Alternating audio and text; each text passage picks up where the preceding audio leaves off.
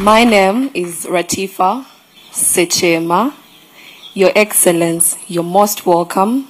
As the young people, the generation they have told you about that is very unstoppable, we are grateful that you've given us this opportunity to come and be with you. I'm not alone, but I'm with a very special, intelligent, brilliant lady that will be introducing herself. My name is Falda Chirabo, and I'm thrilled to be here to share unstoppable ideas with you and the rest of the panelists. Exactly. Unstoppable UG is a campaign that was started by Gen Z Ugandans, that generation that clocks it. Yeah. To you who is watching me on TV right now, the difference between the other Sevo Cafe podcast editions that have been happening and this one is that Sevo himself is in the building. Now, when we dive into what Sevo Cafe is, it is actually a podcast which has given young people the opportunity to share constructive information with our leaders of the National Resistance Movement Party so that we can be able to talk about what has already been achieved, how we can still protect it and to nurture it for the future, because we are the leaders of tomorrow. Exactly, that is protecting our gains. We are dreamers, wealth creators, hustlers, very innovative people. We are here to change the game. We are the biggest entrepreneurs that the world will ever have. And above all, we are Ugandans. Your Excellency, back then, we used to say, bye, Museveni. Yeah, now we say, Museveni, clock it. Clock it. On the panelists we have today, the lady you are seeing there is called Atim Olaya, and she is a very brilliant student. Next to her, we have a very big dreamer, Sandra Lian Nabichi, a hustler and a business lady. Your Excellency, the gentleman you are seeing, the king among those queens, is Odokonyero Gerard, a software engineer. Clock it. Yeah. I would request the panelists that we have to clock it together. Then we have Nasazi Shakira, a young entrepreneur. I would love to welcome you all that are watching us for the Sevo Cafe edition that is happening in Rachitura, and Sevo has given us the authority to be in his place and also call him Sevo. And now we go into the serious conversations that have been baffling our minds as young people so that we can be able to get answers to them. Because in my tribe, they say, Elisorium Kulu, Ewadugala Ewalaba. So, we would love to welcome our panelists. Yes, and the panelists are going to be asking those questions. Sevo, we have gone to different places, and the panelists have been hearing the different ladies and gentlemen, ladies and gentlemen speaking their questions that have been asking, and now this is the time for them to bring those questions to you on behalf of all the unstoppable Gen Zs. Thank you so much.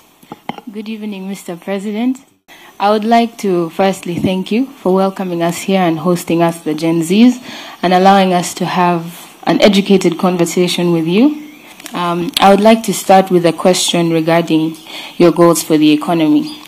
Mr. President, you want to do a qualitative leap for the economy from a GDP of 60 billion USD to 500 billion USD by 2040. That's an amazing goal, and I want to know how we, the Gen Zs, can help you make this even more tangible than it is. Well, for the Gen Z and for all the generations in the last 300 years, you need to know that the economy has 4 sectors. That is where you can find wealth and jobs. The 4 sectors are commercial agriculture. If you produce crops for money, as well as for food. You will create wealth and get money and create jobs. Commercial agriculture is of maybe 3 types. You can have the small scale, the 4 acres model, because I had people asking about it. 4 acres model is for the small scale, the ones with small piece of land. And these are the ones we are saying, since you have got a small piece of land, select high value enterprises, and those should be the ones you do in your small area, and you will get good income. And I have got examples of that. I've been showing them on the screens. People earning billions of shillings.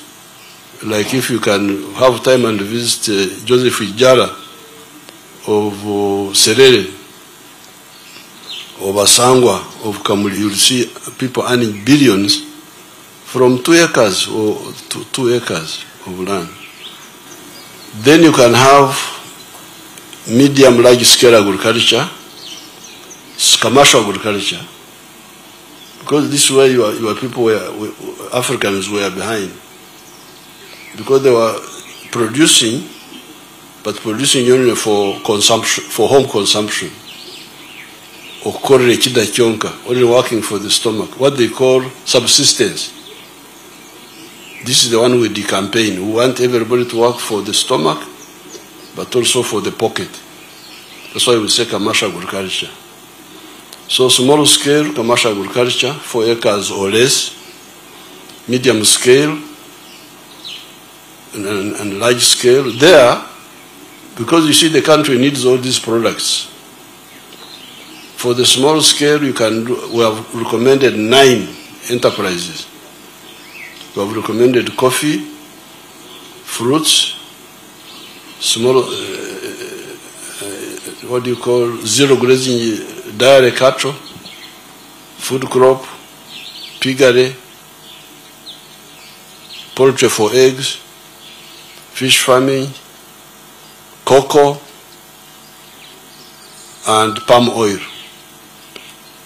There, even if you have got 1 acre, you will get good money. But then your country needs other crops, needs other products. We need cotton. We need maize. If we don't have cotton, what shall we put on? We need clothes.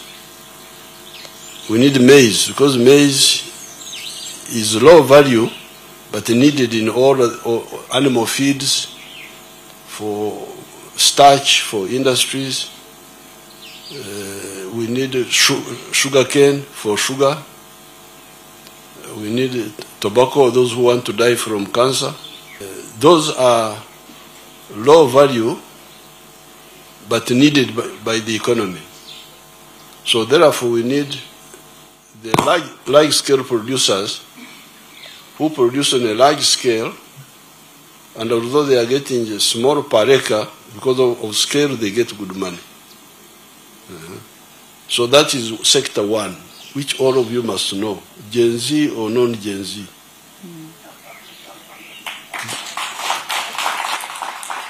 This is mandatory, either you know it or you don't know it, and you are doomed. So this is commercial agriculture.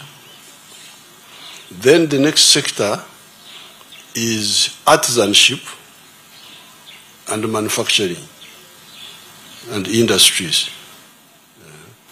This is where you process all these raw materials in final products.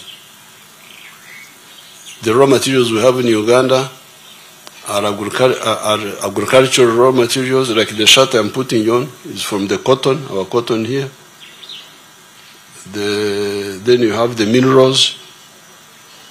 Like the other day, I commissioned a factory with President Ruto in Tororo about steel. Steel.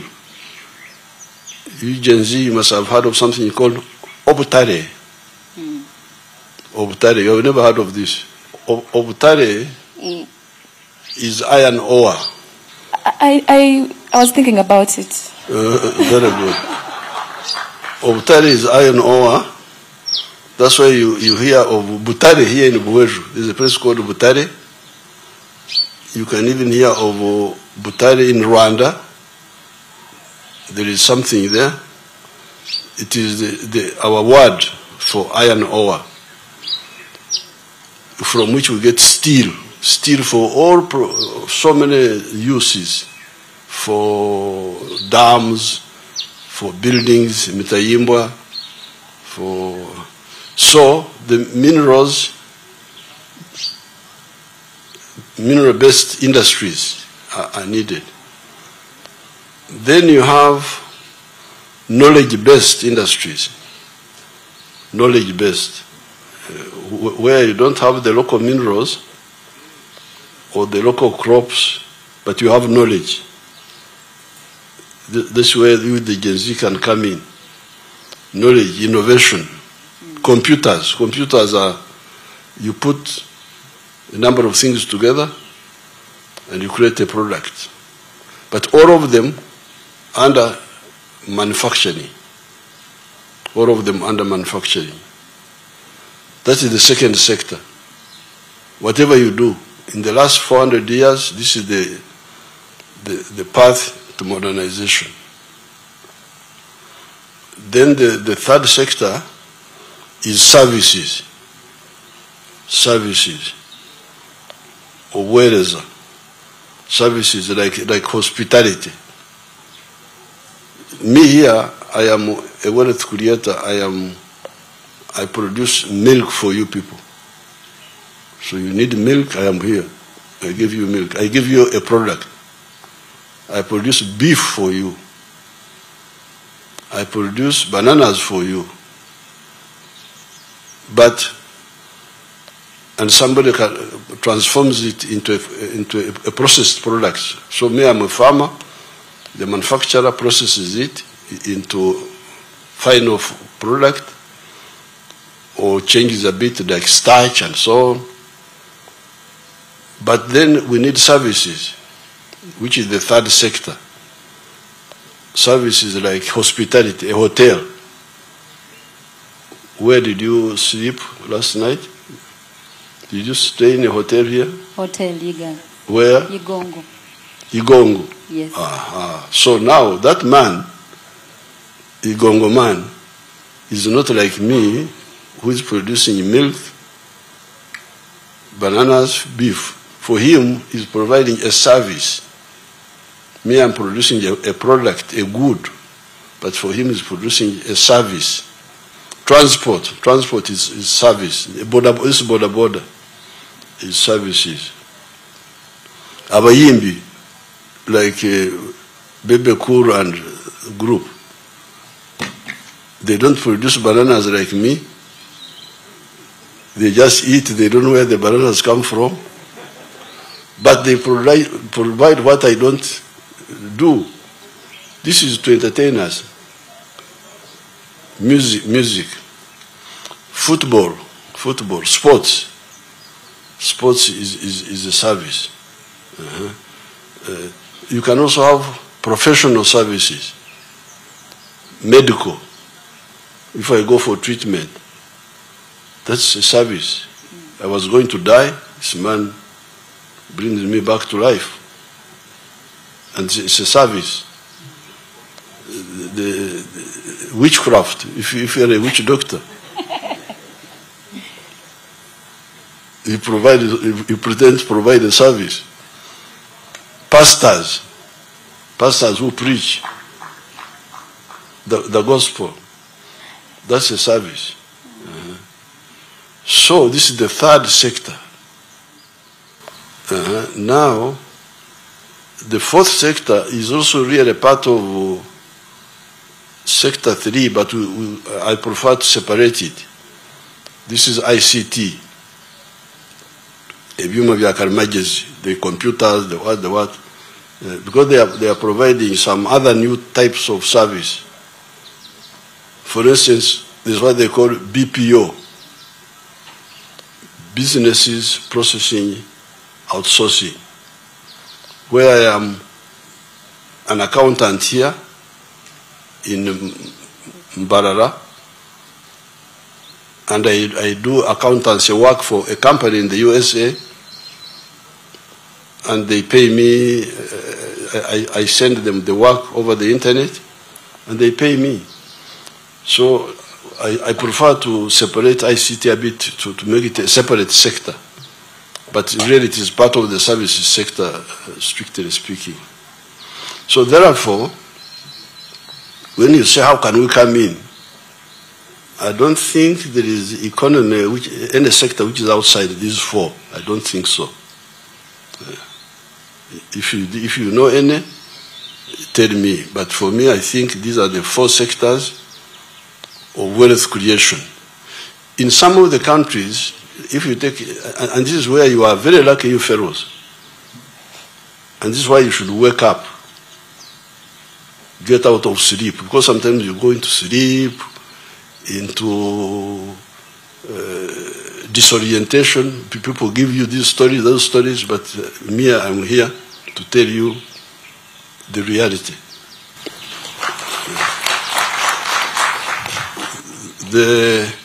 Some of the countries are not as lucky as us. If you take Japan, there's no way they can engage in commercial agriculture because they don't have the land. So for them, they don't have. So for them, the only economy they have is the knowledge economy, sharpness of their engineers. So here we have got everything. All these sectors we can perform in them: agriculture, manufacturing. We have our own raw materials, services. We have everything is here. So when you say where we the Genzies can come in, you can come in wherever you want in the four sectors. Well, thank you so much, Mr. President. And by the way, I have got some Genzies here also in-house. We clock that in. My grandchildren, they are your group. They are very unstoppable. They are already very active with commercial agriculture, some of them, very active. So all those sectors are there for you. Thank you so much, Mr. President. My name is Sandra Lian Nabichi. I'm a TV host as well as omuyiribi. I'm a hustler. Njiribireyo downtown n'ebintu bingi nnyo kwegamba buli ekinsala mu maaso nkiyiriba kasita kiba nga kiriko akasente. So, Mr. President, ngenda kutandikira ku kyogeddeko ekya agriculture, and we really appreciate you so much ngaba youth. Nti otaddewo ebintu ebyenjawulo okuba nti naffe tubyenyigiramu. But bw'otunuulira number of youths abasinga tetulina yadde tampeko y'ettaka wensobola okutandikira okugamba nti nyina ekintu kyenteekawo okutandika okulima oba okuggyamu ssente. So with that, tugenda okufuluma okuva mu universities oba dropouts, anything like that, nga tolina wootandikira ng'oluusi companies ezitukozesa zigamba twagala abantu balina experience of which wakafuluma essomero. That means nekyosomeredde kyennyini oluusi tokifuna n'ofundikira ng'olina kuba muyiribi nga bwendi n'ogamba nti nkedde ku makya I've created a business, n'ogitandika ne ka capital k'oba oyiyiza either okwewoze mu bank n'otandikawo ekintu kyo. So as time goes on okula n'otandika okusuubula okuva ebweru okusobola okugaziyayo business, but then nekifundikira nga emisolo gisusse ate nga akantu ke wandifunyeeko kafundikira kagweredde mu misolo gye bakutakisinga ku kisaawe nti oyingiza ebintu n'opimaapimamu ng'olaba tekiwera n'okomekerera nga olaba osuubulira bwerere wabula mu loosi njereere. Yet nga youth weeyiiza akantu kosobola okuba nga kwegamba otambuza obulamu. Kati mbadde mbuuza Mr. President, fenga abavubuka otutegekedde otya okubeera ng'omusolo guno tegutunyigiriza nnyo ku buntu bwe tutandiseewo ngaffe okuba nti tuganyulwamu okuba bizikoze otugambe tuyiiye. And you mentioned as something like you should wake up mulekera okwebaka naye tusula tutunula tuyiriba kiro na misana naye akasente kaganyi. Kati now Sandra has not heard of a disease called echikurukuto. Nakiwulirako, Mr. President. Ekikulukuto Banyankole called it ekyerwiso. In the Bible, there was a woman who had ekyerwiso, there was a hemorrhage, who was bleeding. This woman was bleeding, until she touched the garment of Jesus, and the bleeding stopped. So the problem with African countries and other backward countries is the problem of echikurukuto. Echikurukuto, bleeding, the hemorrhage. If your business is in imports from outside, then you are helping the hemorrhage of your country. Because if they are importing this shirt is made 100% from Uganda. Now, in making this shirt, Uganda benefited a lot, because we started with the cotton, which brought money and jobs for some Ugandans who grew the cotton. Then it went into a ginnery where they removed the seeds and separated the fiber. It's called ginning, ginnery. That's more money, more jobs, more jobs. Then it goes into spinning to make a wool.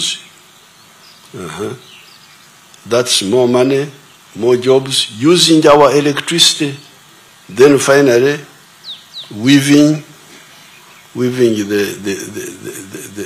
yarn, the thread into a garment, and putting the colors, and then tailoring. So you have got like almost 6 job levels. A kilo of cotton is like $1. But that same kilo, if you import it, if you export it as cotton at that stage, you will get $1. The country will get $1. Then but by the time from 1 kilo, you can make like 4 shirts like these ones. And the total value of those is like $15. So what you donated, you talk of donations, the biggest donators are the African countries. They donate wealth and jobs to the outsiders. Because when you export that unprocessed cotton, you'll get only $1. But besides, all the jobs will now be done by the other people. You have donated the jobs. So we are saying, this is now the hemorrhage. So therefore, when we make our shirt here, and Sandra wants to bring a Chinese shirt, we say, no, sorry. Either don't bring the shirt, or if you bring it, pay tax. This is the tax you are talking about. This is the tax to stop hemorrhage. So if you want, but Sandra, I will give you a good business. Thank you, Mr. President. You come here and buy my bananas and take them to Kampala. There will be no tax. Because for internal distribution,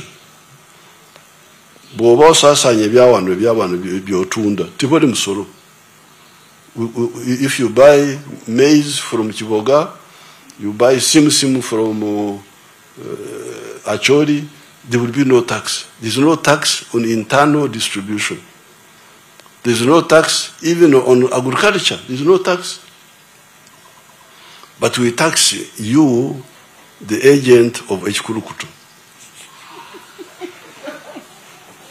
Because your mission is to turn us into a supermarket. We're going to put for a supermarket, Yabarara. And we don't accept that. We say, no, we are not a supermarket here of foreign products. We are a productive society. So that's how you face those are the only taxes, import taxes. They are the ones you are talking about. So you cannot say, Sandra cannot say, munzi sewa nange. Mbade ndaka business kange, kokore sanduko z'abafu, naye kati abantu tebakyafa nnyo, n'olwekyo munzi sewa nange, leka abantu bafe, so that your business of coffins is a bad business. So what's the good business? There are some businesses which should be discouraged if possible. And it is only, in this case, it is only import business. Import, not imports. In fact, up to now we are still liberal because we are only taxing imports of consumer goods. Not medicine, not machinery, but consumer and luxury items. These are the ones we tax. So this is in order to okusigaza omusayi gwaffe ekikurukuto okukomya ekikurukuto. This is why our economy is growing. And when you say it will grow by 500 billion, it is because of this. Because remember, instead of one job level for cotton, we have got 6 job levels. And all that money is staying here. Jobs are being created. They are using our electricity. In the Sati Genyamba de Wano, Amasanyas Gafi Gajikola. Erijo China, Amasanyas Gaba China Gajikola. But then lastly, Mr. President, thank you so much for that.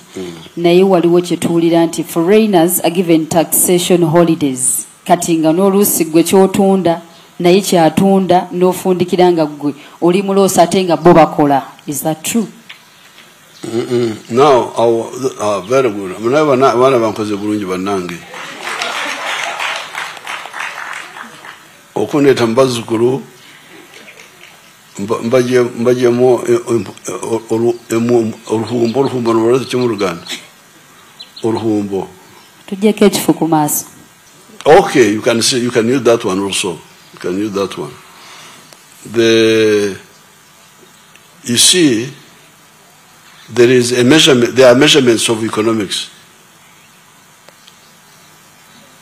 One measurement is called GDP, gross domestic product. This is the measurement for all products produced in Uganda, whether by Ugandans or non-Ugandans. Kati mwe mukola ensobi nimugamba nti ekolo ly'omu China tumba batuufu kasita ekolo libeera wano lya Uganda. Singa Museveni agenze China nazimba yekolero togenda kugamba nti ekolo lya Uganda.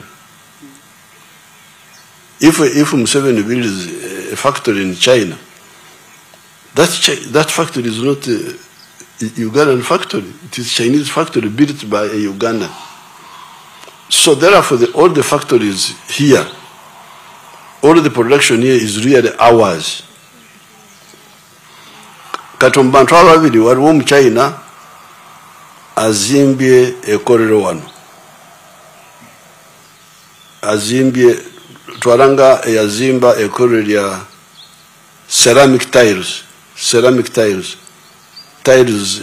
ze bakozesa mu mayumba amategula waki ceramic tiles zino ze bateka mu mayumba. We were importing those. Can you imagine? This man builds them here. Ate waliwo Sandra akyasaka enviiri z'abafu ebweru. Anti fete tulina nviiri, Mr. President, tulina kaweke. Kati ku bantu ababiri omuntu akoledde amatofali wano what do you call those tiles mu lulimi lwaffe? Tiles ze bateeka wansi mu mayumba. Kisigalayo tayiro. Okay. So China has made tiles here. Now Sandra is importing dead people's hair from I don't know where. China. So who is better for Uganda? Who is better for Uganda in terms of echikurukuto? Remember the hemorrhage. Who is the one who is conserving our blood? The Chinese. And who is the one who is facilitating?